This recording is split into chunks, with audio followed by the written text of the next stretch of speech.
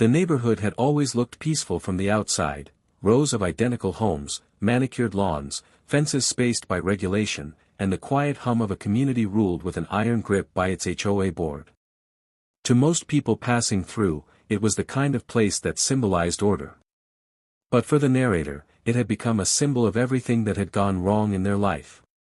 It began months before the confrontation that would later change the future of the entire community. At the time, the narrator's life was falling apart in painful, predictable steps. Their business had collapsed in a sudden downturn, taking years of savings with it. Bills were piling up at a speed they couldn't keep up with. The home they had poured their energy into, the same home that once represented hope, was now becoming a weight dragging them under. And as the financial pressure intensified, the HOA became an unexpected and relentless enemy. It started with small notices. A warning taped to the door about the grass being 1 inch too tall. A letter complaining about a cracked walkway that had appeared after a storm. Fines appeared almost weekly, each one more exaggerated than the last. The narrator didn't understand it at first, but eventually they realized something deeper. The HOA wasn't simply enforcing rules, they were targeting. And the more the narrator struggled financially, the more aggressive the HOA became. It was as if the board members could smell weakness and were eager to act on it. The board president, a woman with a reputation for cruelty disguised beneath a polite smile, took special interest. She seemed to take pleasure in calling out the narrator during community meetings, framing every small issue as personal negligence. It didn't matter that many other homes had the exact same issues. For reasons unknown, the board focused their energy and spite on one homeowner who was already drowning. After a while, their behavior became predictable, every setback in the narrator. Life became another opportunity for the HOA to attack. The breaking point came when the narrator missed 2 HOA payments in the same month.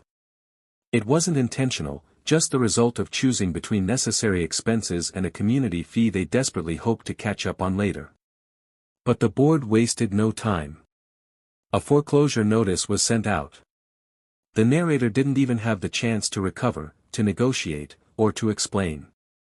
The HOA made it clear, they wanted the house, and they wanted it fast. The day the foreclosure became official, the narrator packed their belongings in quiet disbelief. There was no grand moment of finality, no argument, no scene. Just the slow walk through a home that no longer belonged to them, a home that felt painfully intertwined with every chapter of their life. And as they walked out the door for the last time, the HOA board members stood nearby, whispering among themselves, barely concealing their amusement. They didn't see a neighbor losing everything, they saw a victory. Word spread quickly throughout the community. People talked casually about the narrator's downfall, as if it was entertainment. Some speculated openly that the HOA was planning to flip the house for profit or rent it out for long-term income. Whispers hinted that the entire foreclosure had been orchestrated from the beginning, as part of a larger plan to take advantage of struggling homeowners. Whether the stories were true or not didn't matter, the HOA acted as if they were untouchable.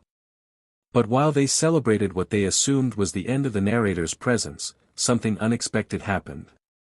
During the final weeks before moving out, the narrator had been going through old files, paperwork, and storage boxes. Among the fading records and dusty folders, something unusual surfaced, a thin stack of documents from decades earlier, papers from the original land developer before the HOA was ever formed. They looked insignificant at first glance, dated and fragile. But something about them felt important. The narrator didn't have the time or mental space to understand the documents yet, but they took them anyway. It felt instinctive, almost symbolic, like holding on to the last thread of control in a life that had spiraled out of their hands. After leaving the community, the narrator settled temporarily into a small rental outside the neighborhood. It wasn't much, but it was quiet and far from the suffocating presence of the HOA. Days passed slowly, filled with exhaustion and uncertainty about the future. Yet those old documents remained on the kitchen table, quietly calling for attention. And one late evening, the narrator finally opened them, hoping for distraction. What they found inside was the first spark of something bigger than personal loss. The documents detailed the original founding of the land parcels before the subdivision existed, before any bylaws, before any corporate filings, before any HOA ever took shape. They included property lines that looked drastically different from the modern map, revealing something shocking: large portions of the current housing lots and community amenities were mislabeled. According to the documents, the land boundaries were not only misinterpreted, they were illegally altered. The narrator's hands shook as they read the papers again and again. If the documents were accurate, and there was every indication they were, then nearly half of the community sat on land that was never legally transferred into the HOA's jurisdiction. It meant that dozens of homes, roads, green spaces, and even the community center existed on land tied to the narrator's original property deed. They had lost their house, but the HOA might have just handed them something far more powerful without realizing it. As the implications settled in, a strange mix of emotions grew: shock, disbelief, and something the narrator hadn't felt in months: strength. The HOA had pushed them to the edge, humiliated them, taken their home, and laughed while doing it.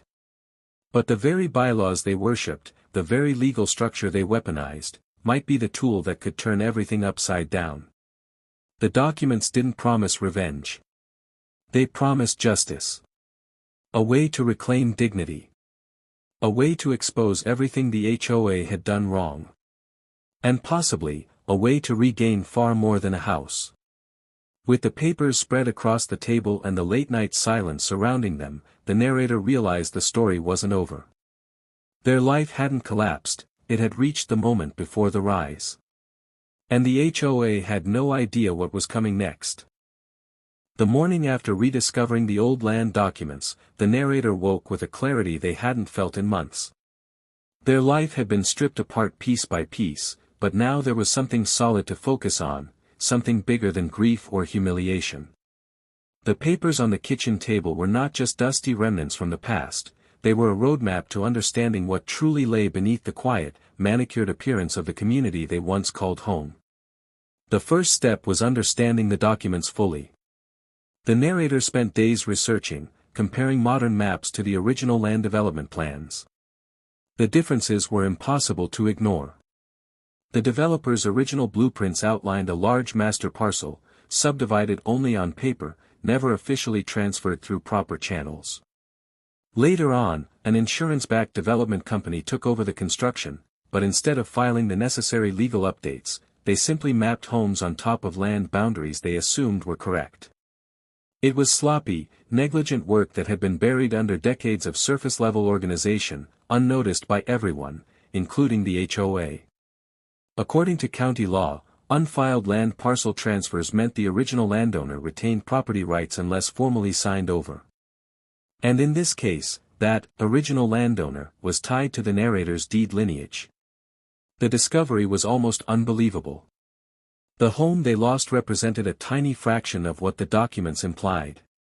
Large sections of common space, including the parks, trails, parking lots, and even several residential lots, were technically extensions of the narrator's original property. The legal reality was clear: the HOA had been operating far beyond its jurisdiction for decades. But discovering the truth was only the beginning. Acting on it required care. The narrator understood the power dynamic at play. The HOA had money, influence, and a reputation for ruthlessness. If they sensed any threat, they would strike without hesitation.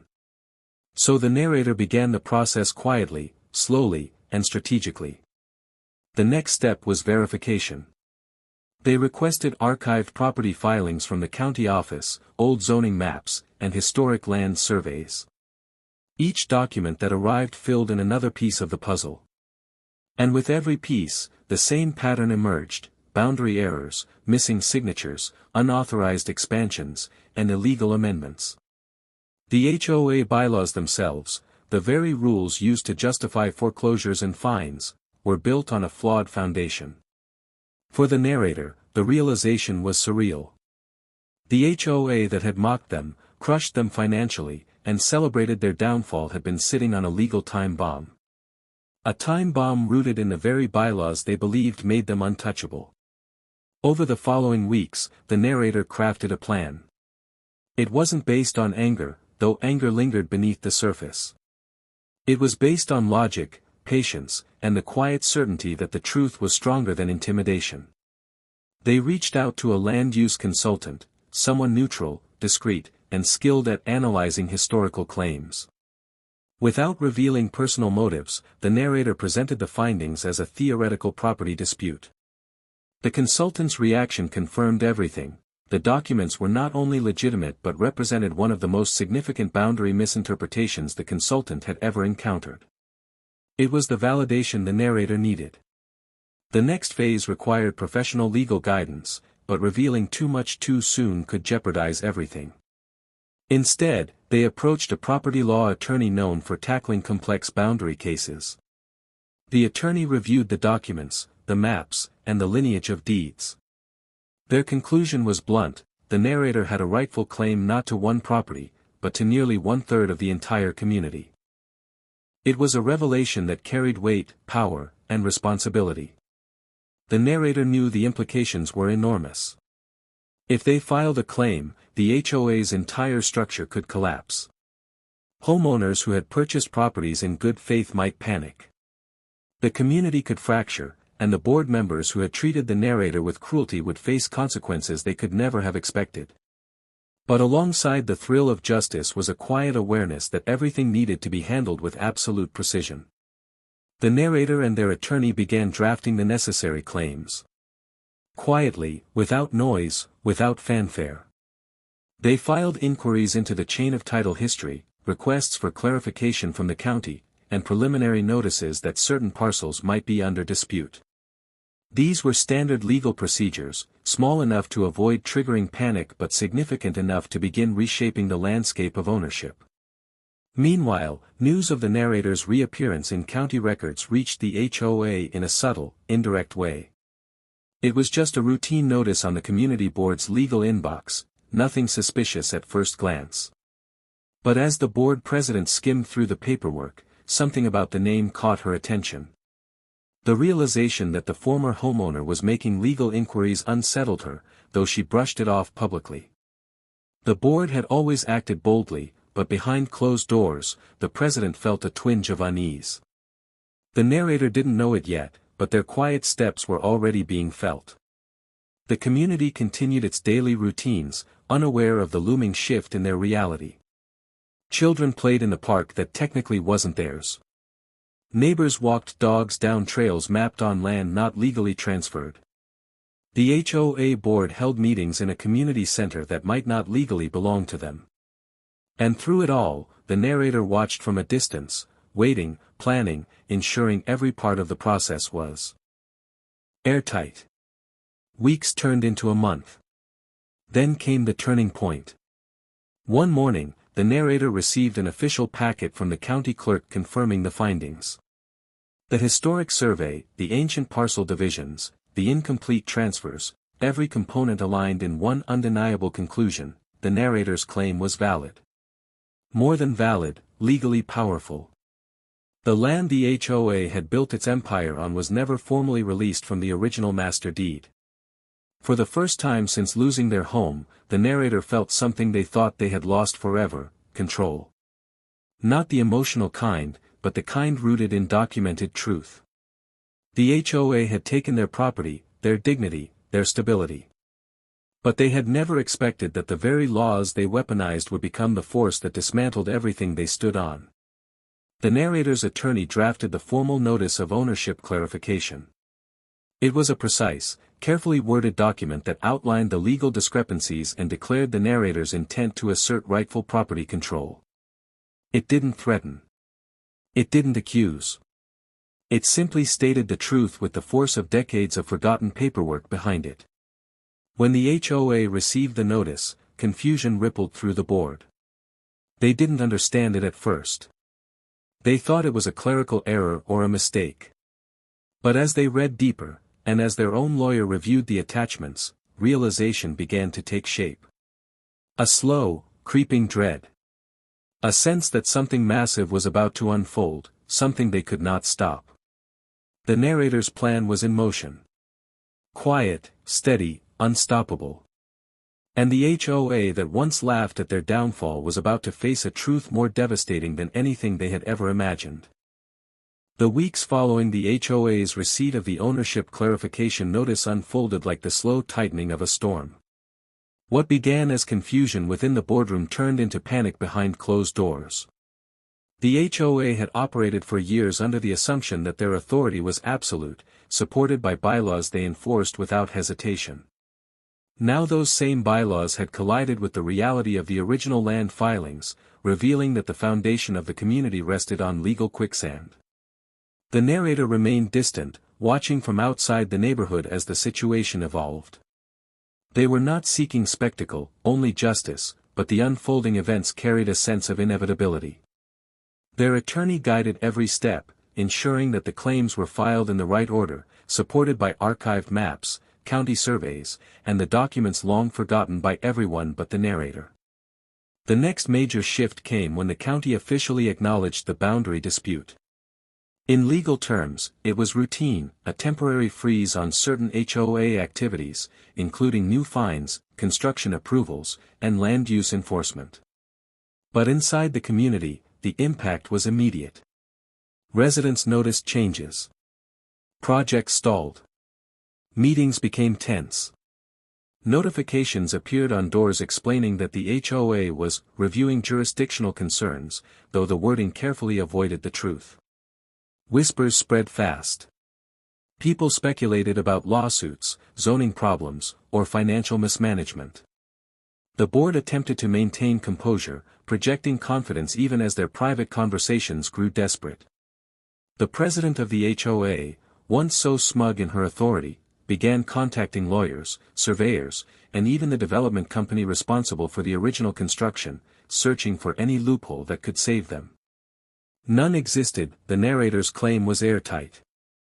As more documents were verified, the county informed the HOA that significant sections of the community, roads, sidewalks, green spaces, recreational areas, and several residential parcels, were not legally included in the HOA's governing map. Years of flawed assumptions were unraveling, and the board had no power to stop the process. For the narrator, the moment was surreal.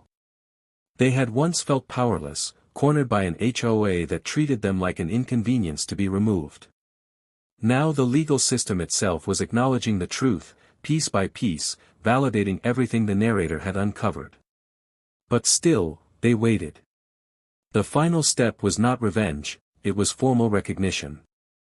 And then it happened. A certified letter from the county arrived at the narrator's temporary home. The document was concise, but its weight was enormous. The county officially recognized the narrator as the legal holder of rights to the disputed parcels until a formal hearing could finalize the transfer. In practical terms, this placed vast areas of the community under the narrator's control. It didn't mean they owned every home, but they now possessed authority over common areas, land easements, and the spaces the HOA relied on to function. This legal shift created immediate consequences for the HOA. They could no longer enforce rules on land they didn't control. They couldn't collect fines tied to disputed areas. They couldn't maintain the trails, manage the parks, or even access certain utility routes without the narrator's permission. Their empire was suddenly, shockingly, crumbling. The narrator didn't gloat. They simply took the next necessary steps. Working with their attorney, they filed temporary access restrictions that required the HOA to request written approval for any activity on land the narrator now controlled. The requests began flowing in within days: maintenance approvals, landscaping access, community event permits. Each document emphasized, in plain language, the new reality: the HOA no longer operated independently. News spread quickly among residents, and curiosity evolved into astonishment. Neighbors who once ignored the narrator's struggles now whispered stories about the board's collapse. Some felt sympathy, others fear, and a few were quietly impressed by the narrator's resilience. For the first time in years, the HOA board found themselves facing a community that questioned their authority. As the final hearing approached, tension reached its peak. The narrator arrived accompanied by their attorney, the old documents carefully organized in a thick binder. The HOA board appeared as well, their expressions a mixture of dread and forced confidence. The board president tried to maintain composure, but the exhaustion in her face revealed the truth: she had lost long before the hearing began. The county officials listened to both sides. The narrator presented the original deeds, the surveys, the mismatched boundaries, and the decades-old developer files. Every detail aligned with the legal claim. The HOA attempted to argue that long-term usage legitimized their control, but the law was clear: usage did not override unfiled ownership transfers. And the missing documentation from decades ago sealed their fate. After hours of examination, the decision was delivered. The narrator's ownership rights were upheld. Entire portions of the community, large enough to represent the structural spine of the neighborhood, were legally tied to the narrator's master parcel. The HOA remained intact in name, but without jurisdiction over the land that made their governance possible. Their authority shrank to a fraction of what it had been, leaving the board powerless. The board president did not speak after the ruling. She simply stood, gathered her papers, and walked out of the room with the defeated steps of someone who finally understood the consequences of her actions. In the following weeks, the narrator began the process of restructuring the land's management. Instead of using the power for retaliation, they created access agreements for residents, clarifying rights and responsibilities in a way the HOA never had. They ensured that parents could still take their children to the park, that walkers could enjoy the trails, and that daily life remained normal for the people who lived there. Unlike the HOA, the narrator didn't seek domination, they sought fairness. The community noticed the difference. People who had once been silent under the HOA's harsh rules now felt comfortable speaking openly. Some approached the narrator directly, offering thanks or expressing relief. A few even apologized for not intervening earlier when the HOA had targeted them. As the neighborhood slowly stabilized, one truth became clear: the narrator had not only reclaimed control but had reshaped the balance of power. The HOA that once mocked their downfall now operated under limitations they couldn't escape. And the community, once ruled by fear, now lived under a system built on transparency and fairness. In an unexpected twist, many residents eventually petitioned the narrator to help restructure the HOA entirely. They wanted guidance, leadership, and a chance to rebuild the neighborhood without the corruption that had plagued it for years. And for the first time since losing everything, the narrator felt something powerful: a sense of purpose. The community wasn't perfect. The scars of the past remained. But the narrator had transformed their greatest loss into a position of undeniable strength, guided not by revenge, but by justice. In the end, the HOA learned a lesson they had never imagined: the bylaws they used as weapons became the force that restored balance, exposed corruption, and returned power to the one person they had tried to destroy. And the land they once controlled now belonged, legally, completely, and undeniably, to the narrator.